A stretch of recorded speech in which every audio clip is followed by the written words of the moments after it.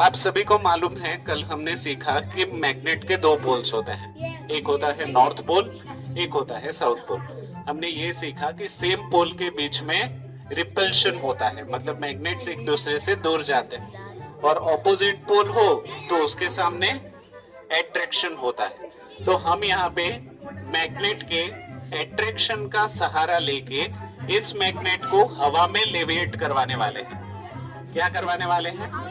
लेविएट। यानी कि ये मैग्नेट जो है वो हवा में तैरेगा बिना किसी कनेक्शन के। ठीक है, तो एक दूसरे को धक्का मारे बिना आराम से इसको मैं लेविटेट करता हूँ, आपको बस देखना है।